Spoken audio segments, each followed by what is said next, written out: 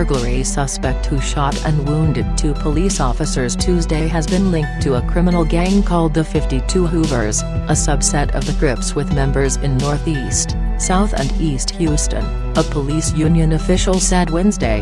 The man, who has not been publicly identified, died at the scene after opening fire on officers Ronnie Cortez and Jose Munoz. Cortez remains hospitalized with a bullet lodged near his spine, and is expected to have surgery Wednesday. Munoz, 34, a 10-year HPD veteran, was shot in the foot and is set to be released from the hospital, said Joe Gamaldi, second vice president for the Houston Police Officers Union. Cortez remains at Memorial Hermann Hospital in the Texas Medical Center. The shooter used a 9mm semi-automatic handgun, Houston Police Department Chief R. Acevedo said at an afternoon press conference Wednesday.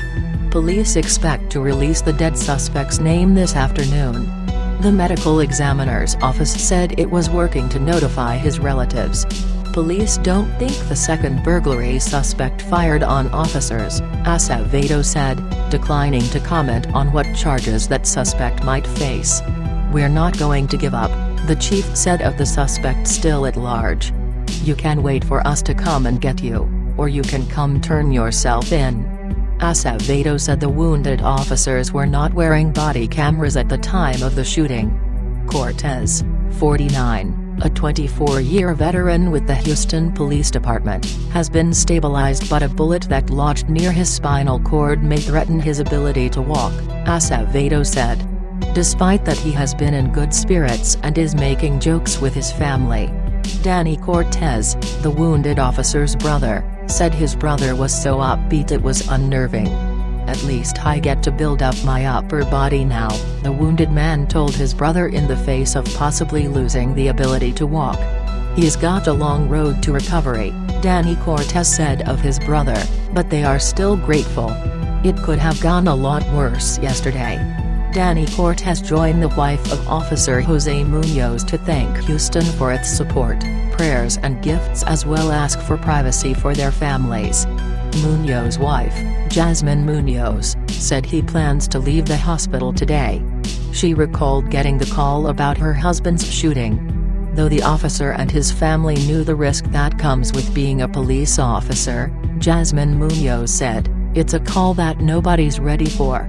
She recalled that after she arrived to the hospital Tuesday, her husband's first words to her were, "We're okay." Danny Cortez said his brother always has been a protector of his neighbors. He was shot not far from his own home. "As long as I've known my brother, he would always be out patrolling the area he lived in." Before Danny Cortez and Jasmine Munoz spoke, Executive Assistant Chief Troy Finner addressed the department's unity. "We stand as a family," Finner said, as Jasmine Munoz reached out to hold the hand of Danny Cortez, whom she had not met before the incident. "When you join the Houston Police Department, you're part of the family."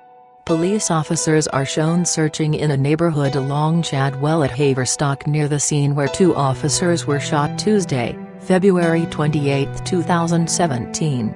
The 2 officers were shot around noon Tuesday by a burglary suspect, HPD Chief R. Acevedo has said. The officers returned fire and killed that suspect. A suspected accomplice is still at large. "We are sparing nothing to find the other person," Mayor Sylvester Turner said Wednesday.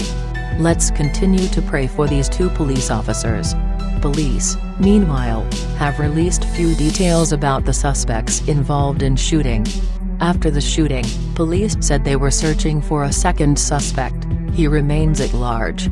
The incident comes as police say anecdotally, they've seen a spike in burglaries in recent months, and as both Houston Police Chief R. Acevedo and Harris County District Attorney Kim Ogg have vowed to take steps to address the problem.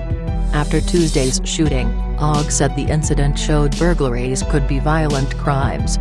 "Burglars pose a significant threat to property owners and first responders," she said, Tuesday afternoon. Overall, burglaries within the city of Houston have dropped significantly over the last 5 years, from more than 26,500 in 2012 to about 18,300 last year. Acevedo said earlier this week he has asked the city's crime lab to prioritize forensic evidence from nighttime burglaries, in an effort to help clear more cases.